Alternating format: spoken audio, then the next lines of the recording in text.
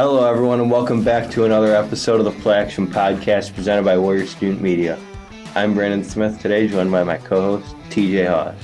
What's up? What's up? Yeah, that's what I do. So, this week it is divisional playoff week. We have 8 teams remaining in the NFL that are fighting for the Super Bowl. And we're just going to go in order of how the games are going to be played. So we're going to start with the Saturday game that starts at 3:30 Central Time, and that is Bengals at Titans. I'm picking... You know what? I'm not going to say I'm going to pick yet. Derrick Henry sucks. I'm taking Cincinnati. Okay. Well, no one cares. I'm kidding, but I am taking Cincinnati. All right. They are the more... I mean, you and me have both said this, mainly you, but they are the most explosive offense with Jamar Chase. And I really put it this way. You know, you got Jamar Chase. What would we say? We could easily say top 5 receiver this year. Yep. Right? Versus the entire Tennessee secondary. Which is bottom 2. Janoris Jenkins, Christian Fulton. Like, these guys aren't even that bad. But, like, the Bengals are just covering Jamar Chase. And T. Higgins and Tyler Boyd.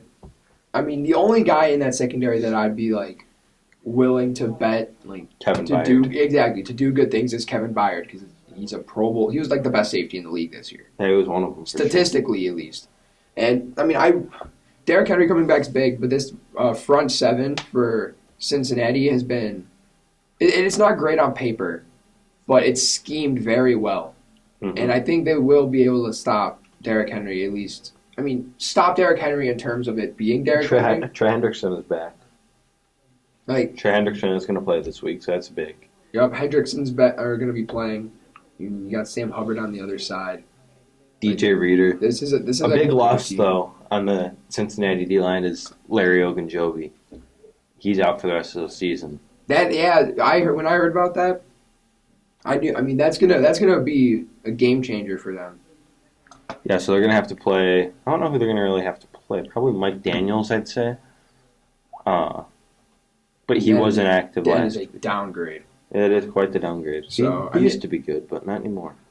I mean, I think the Titans have been overrated all year. This AFC and as a whole has been wide open all season, so them getting the 1 seed doesn't surprise me, if I'm being completely honest, just because there were like all 4 of these top-seeded AFC teams could have gotten it like during Week 18. All of them had the chance still, which shows how open it is. Usually by like a few weeks before is when it gets locked up. Like the Packers locked it up, Week 15 or 16? And there were better teams in the AFC that missed the playoffs than, no offense, but the Steelers. Like the Steelers probably weren't a top 17. No, we were. You think so? Yeah. Okay. No, maybe. Okay, the only team I think deserved it more than us would probably be like the Chargers. The Chargers. Considering they actually beat us in the regular season. Barely, though. They have barely beat us. That was a good game. I think we would have beaten Indy, though. I don't think Indy's offense is well-rounded enough to beat us. No, because Carson Wentz sucks. But Elite. I'm going to pick the Titans. Really? Yep. You flipped it on me. I did. God. But here's why. I think Derrick Henry is the most dominant player in football at any position. It's not a debate. No. Don't say it's not a debate. Aaron Donald. Don't say it's not a debate. Aaron Donald is the only one that can compare. But he's the most dominant offensive player in football. No. TJ Watt against the Browns. I said offensive player. No, you said any position. You said most dominant at any position. I literally just said offensive player. Oh, whatever. But he's the most dominant offensive player in football. And coming back, like I said, Larry Ogunjobi's out. He's one of their starting defensive linemen. That's a big loss. And, Derrick Henry, you can try as much as you want to stop him. You can try and load the box when you think they're going to run. Oh, but guess what? They could audible out of that and throw to A.J. Brown, who can go for 150 any day. And their defense, the matchup that intrigues me the most in this game isn't how the Titans secondary is going to hold up against the Bengals wide receivers. It's more, how will the Bengals offensive line hold up against this Titans front seven? Because That is true. They do have 3 players with 8+ sacks, being Jeffrey Simmons, Danico Autry, and Harold Landry, if I'm not mistaken. Jeffrey Simmons and Harold Landry are like they're 2 of the most underrated players in football. Oh, easily. And I mean, I find it funny that even I've seen Titans fans talking about how Bud Dupree has made such a big impact as a free agent signing when he's like done nothing compared to Danico Autry. And who I only bring him up because he was also a free agent signing this year. But like he was just going to be considered like a rotational piece. Yeah, and then he started I believe he started the entire season. Yeah. Unless injuries happened and I just don't remember. But I mean, it's really good. I think one of the biggest free agent signings they had though, which came late in the season, was Zach Cunningham, who is now starting. Is he? At middle linebacker alongside David Long. At the beginning of the season, the Titans' 2 starting middle linebackers were Jayon Brown and Rashaan Evans. Mm-hmm. Now those are the 2 backups now. It's now Zach Cunningham and David Long. Wow. I mean, I believe David Long had a pick 6 recently. That was a different David Long. Was it? Is that the one for the Rams? Yeah. Yeah, I get them mixed up. Okay. So I wasn't wrong. He did have a pick 6 recently. Just not this one. Yeah. But, I mean, this front 7 is really good. But the secondary is too big of a hole, I think. It can go either way, I'd say. I mean, I'm not going to count the Bengals out because, I mean, the way Joe Burrow played last week, just probably the most impressive thing I've seen this whole football season, with how a guy comes out in his first playoff game, although it be against the Raiders, and the Raiders aren't that good. They don't have a ton of talent, especially in the secondary either. So I could see this game really going similar, though, to the Raiders game for the Bengals. I feel like with these 2 teams, whatever one team is good at, the other isn't. You know, just like comparing themselves, like, you know, for example, you know, like Titans have a really good run game. Bengals run game, I mean, it's good. The Bengals can run the ball. Yes, I'm not saying that's bad. I'm just saying it's not as good. Whereas, you know, receiving core, Cincinnati easily has a better receiving core, considering Titans really only have A.J. Brown and an inconsistent Julio Jones. Mm-hmm. Bengals also have a better quarterback. Titans are better in the trenches though, and I think that's what can win them this game. Yeah, the Titans are more capable of winning a nasty football game. But I also feel like the Titans are a team where going up against another good team. I mean, I don't know if that made sense, but when going up against a playoff contending team, they have to rely on play action a lot more. You know? And I don't know if they're going to be able to do that against Cincinnati. Whereas Cincinnati can run their natural offense and have success early on, or at least should have success early on. Because Joe Burrow is more dynamic than Ryan Tannehill. Exactly. So I'm going to take Cincinnati. It can be close, though. Yep. I can see that. But, yeah, I think Cincinnati wins. So now we got 49ers traveling to Green Bay on Saturday night to play the Green Bay Packers. All right, all you people who are saying that San Francisco's guaranteed to win because they're so underrated. They're not guaranteed to win. I've heard people say that. Yeah, they have a chance, but it's like, how can you not bet? How can you bet against the best quarterback in football and the best receiver in football as a duo? It's just second best receiver in football. I'm not getting into this debate with you because I think it's an awful take. Whatever. But all right. But okay. Well, hold on. Have you heard anything about Nick Bosa or Fred Warner? They're all gonna play. Actually, no, not Fred Warner. I knew he was playing. Bosa's playing. Bosa is going to play. Bosa's playing. Garoppolo's playing, unfortunately. Well, I knew Garoppolo was playing. Well, he was limited a few days this week, so. I mean, that means nothing to me. Big Ben's limited every day ever. And even on game days. So pretty much on game days. So yeah. Well, he was. But really, I think the big thing in this game is yes. This offense looked really good. These receivers looked good going up against Trayvon Diggs and Anthony Brown. But now Jair Alexander's coming back. And Rasul Douglas. Douglas has been incredible for his skill level in this team. If the Packers can shut down the Niners running game with Elijah Mitchell and Debo, they win. No problem. The fact that you named Debo as the second rushing attack is pretty funny to me. I mean, it's not wrong. I'm not saying it's wrong. I just find that funny to think about. But they gave Debo about 10 carries a game. I mean, this defense is just too good. It's weird to say about a Packers team, but this defense they're just a well-rounded team. Too good. They're just a well-rounded team. Devondre Campbell, first team All-Pro middle linebacker this year. Yeah, he fully deserving of it. Don't even say otherwise. Okay, he was good second team All-Pro. No, yeah, fully deserving. Who was the other one? Was it Fred Warner? No, it was Darius Leonard, which also deserves it. He had like 8 forced fumbles this year. Okay, I mean that's one thing alone, but it was Darius Leonard, Devondre Campbell, Michael Parsons, and Michael Parsons. Okay. All 3 deserving over Roquan Smith. But okay. More worried about Fred Warner, but whatever. Oh, I just assumed since you're a Bears fan. I mean, Roquan did deserve it too. I mean, he got. Those guys all. Did he get second team? Yeah, okay, but good. He probably deserved first team. I mean, Darius Leonard, of course, was going to get it. There was no snub. I'll say that much. I think this All-Pro team was. I don't like perfect. the fact that they made Micah Parsons a linebacker, like an inside linebacker. That's what he is. That's his role. That's what the way he's used doesn't define his position. I don't think when it comes to like their eyes, he is a linebacker, and that's just. Well, why should we talk about teams throughout the playoffs? Stupid Cowboys, but. Okay, I picked him for win the Super Bowl one time.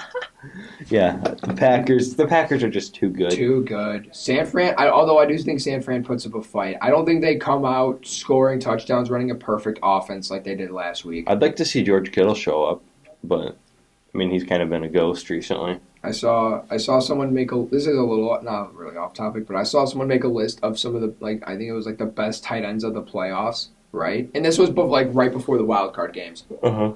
And they had listed Mark Andrews, Travis Kelce, Darren Waller, Dawson Knox as the top 4.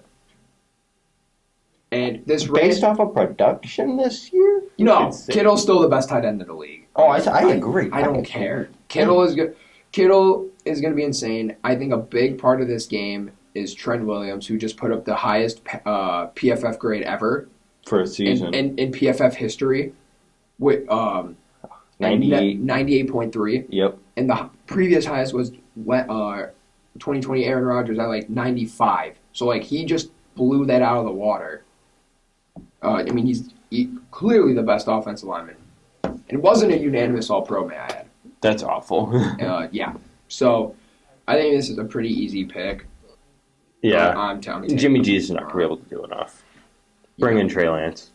I think best case scenario, they keep it close, and some team that's stupid enough to offer a first-round pick for Garoppolo does it, and then they take it, and then they start Trey Lance, and he becomes the best quarterback in NFL history. All right, so basically, I'm kidding. That's going to be Jordan Love, but that's my worst nightmare. But no, I mean this is that is my legit worst nightmare. In all seriousness, I feel like this game isn't hard to take. I can see the 49ers putting up a fight, but they won't win. Give me the Packers. I think it's pretty easy for me. I agree. So now we're going to go to the Sunday games. We got Rams-Bucks. This was tough. I know you said this, but I also agree that this was probably the hardest game. You can't pick confidently. There is no right answer right now. I don't think there is really for many of these games, honestly, except for the Packers game. I think the Packers game's the only one where you're yeah, it's going to be Green Bay. Mm-hmm. Even then. But this team these teams are both really good. You got injuries on the offensive line for Tampa Bay. I think that's going to play a Is Wirfs out? I don't know if he's out, but he's questionable at least as to what ESPN says. Same with Ryan Jensen. Both had injuries. Mm-hmm. So, and those are their 2 best offensive linemen. Yeah. Easily. And then, we've brought up before, they've got injuries also in the receiving core. I mean, you got Mike Evans and Gronk, and that's really about it. But Mike Evans, and I've said it already to you, Mike Evans has to go against Jalen Ramsey. Last time they played, Rams kind of destroyed them a little bit. I was like, what? I think it was 34-20. 34-20. And Mike Evans had 5 catches for 54 yards in that game. So he was there, but he didn't really go crazy. If he's limited to that in this game, I think the Rams win. The Rams will most likely win. I'm picking the Rams. I think I am too. I'm gonna take the Rams. I can't confidently pick against the Bucks, but I also can't confidently pick for the Bucks, if that makes sense. You know what? Honestly, when I think about it more and more, I get a little more confident. and I'm going to say this correctly this time. You get this cornerback group solid. David Long had a pick 6 last week, and I'm right this time. It's actually David Long Jr. Okay, don't talk to me. But this is a solid team for the Rams. I mean, this whole defense has played well. OBJ is starting to come on strong on offense. Yeah, I mean, he's throwing better passes than Stafford, so I mean, I think that's pretty enough. I'm kidding, but You talk about Stafford like that, and I want to go somewhere with him. Like, what'd I do? no, nothing. It's just it's tough to pick against the Rams because I feel like Stafford is due for a stinker. He's due for a playoff stinker. I don't think you know what. I'm actually gonna go against that because he's had his last few weeks in the regular season were bad. For Stafford was bad. Yeah. And then he came out in the wild card, got his first ever playoff win, which is crazy to think about considering he was drafted in 2009. Well, he played for the Lions. I know, but I mean, they even made the playoffs multiple times and had Calvin Johnson. I feel like that's with future Bears coach Jim Caldwell. No, you guys are getting Leslie Frazier. But no, Stafford. I think he proved me wrong. I picked Arizona last week because I thought Stafford was going to lose him the game. He proved me wrong, and he played really, really good. He didn't play they had the game locked up by the end of the first quarter. So. Yeah. Oh yeah, but still played really, really good. So I think I'm not going to say it's easy, like you said, because it's real. You just can't bet against Brady, but I'm going to do it. I was going to say, looking at the injuries for Tampa Bay and looking how close these teams are in general, as is. Mm-hmm. And I'm talking about the injuries they had last week. Not Chris Godwin being out, because he's been out for a while now. Uh-huh. But talking about those offensive line injuries mainly. Teams are somewhat similar, but I think the Rams get the edge. I mean, they have the most productive receiver in the league this year. Yeah, and another one who's starting to become really productive as well. 2 of them. Van Jefferson's been getting a lot more production recently too. Yeah, I like Van Jefferson. And so with that, I think I'm gonna take the Rams too. Especially if Ryan Jensen's out, Donald's gonna have a field day. Yeah. Think about that. That's gonna be and Von Miller if Tristan Wirfs is out. Those 2 offensive linemen would be going up against their 2 best defensive linemen. Mm-hmm. And you lose, but it's set up for the Bucs to lose. So give me the Rams. Yeah, that's why I fear the Bucs might win, but I don't care. I'm picking the Rams. We're gonna do the biggest game of the week now. Well, not big. I wouldn't say biggest, but it's most anticipated. I'd say. Bills Chiefs rematch last year's AFC Championship game. This one's gonna be good. Both these teams scored over 40 last week. So we know it's going to be an offensive heavy game. I am picking. Oh, we're just jumping right into it. Yep. And I'm going to explain why. I know what you're taking now. I already know when you said you got to explain why. I'm picking the Chiefs. Yeah. Because I love Josh Allen, QB2 in the whole league, better than Mahomes. Oh, you're on that. I didn't. Yeah. Mm-hmm. Yep. That's what I like to hear. So, the Chiefs' defense is just out. They've been playing outstanding. We'll see what happens with Willie Gay. I'm not sure if he's going to play this week because he was arrested for things, and that would be a big loss. They got 2 really stout inside linebackers. 2 of their starting linebackers are really good, and that's Nick Bolton, who was a second-round pick, and then Willie Gay, who was from the 2020 draft class. Well, also a second-round pick, though, so he's pretty good. Yeah. Now, Patrick Mahomes last week, and it was against the Steelers, so a pretty good defense. Yep. He had a hell of a game. And he... Five touchdowns, 1 pick, over our 400 passing yards. That's just crazy, and I feel like that's just the thing that the league didn't need to see, and the league didn't want to see. If Mahomes gets hot, that's scary for everybody else. When he's on, he's the best quarterback in football, but he hasn't been on enough this year for me to say that he's the best.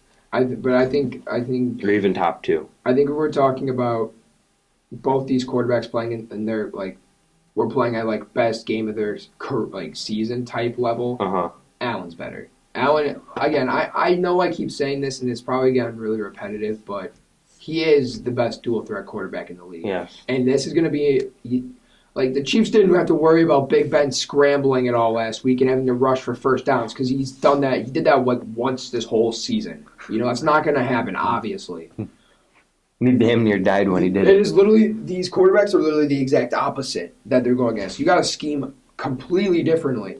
And I don't know if this defense will be able to handle Josh Allen. I'm going to be completely honest. I think Josh Allen is Nick Bolton's probably going to be the incredible. spy if And even then, I bet we're gonna see Josh Allen truck him at least once. So obviously, I'm kidding. But are we? yes, I am. But this team is just this Bills team is so good. It's so good. You got arguably the best safety core in the league. Both had 5 interceptions on the regular season.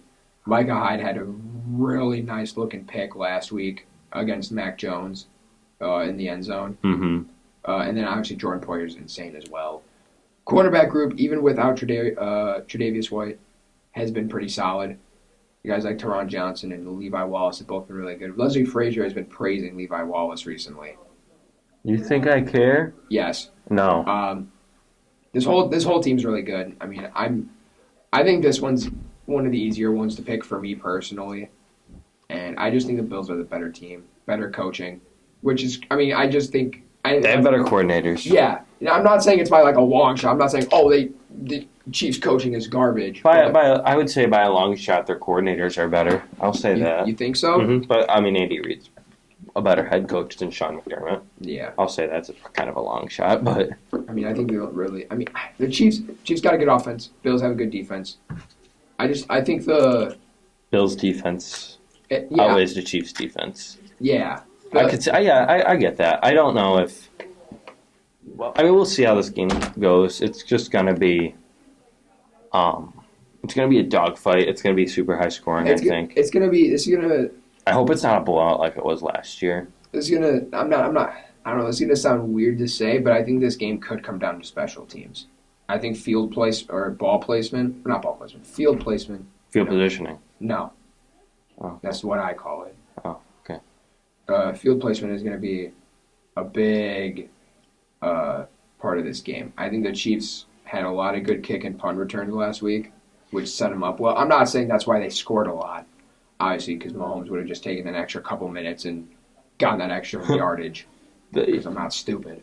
But a player who's going to have a big game, I think, for the Chiefs to win is Byron Pringle. He's become kind of their number 2 receiver. I was going to say, he is their number 2 receiver, actually. Which is crazy, quite honestly, because undrafted out of K-State, just overall, he's just been a consistent target for Mahomes this year. He's able to go deep just like every other damn receiver on that team. And, I mean, if there's a game where Tyreek Hill goes incognito, then Byron Pringle shows up, it seems Basically like. every other week. Yeah, every other week. Trust me, he lost me my fantasy championship. I know. Yep. But I think that there are 2 players for the. Okay, I'm taking the Bills. Obviously, I think I already made that known. But there are 2 players that I think will really make or break this game. One, Jerick McKinnon, played insane against Pittsburgh. Yeah. And then 2, and we saw him throw a pass last week. Backup quarterback Travis Kelce. They've been using him at tight end a little bit recently. Yeah, I think he's been okay at that. Yeah, so I think maybe if he can step up a little bit more than we're used to seeing, then maybe he can make an impact in this game. Yeah, I think he'll be pretty good. So he might just have 7 catches for 120 yards. I mean, I think my goal by the end of this by the end of this game is watching Money Mitch take the kneel downs. Oh, I love that. Oh, I'd love to see Mitch take a kneel down if the Bills win. And I cheers to that. Hey, I want the Bills to win. I can't stand Kansas City. Me neither. Trust me, I can't stand Kansas City right now. I just have to pick them. It just feels right. And what, taking KC? Yeah. So I think you and me both took Cincinnati. Nope. All right, I forgot you flipped that too. You flipped that on me last second. So I picked Titans, Packers, Rams, Chiefs. That's right. You and me both picked The Packers, and we Rams. both picked the Rams. That's the one I got mixed up. We both picked the Rams and the Packers. I took Cincinnati, he took Tennessee. I took Buffalo, he took KC.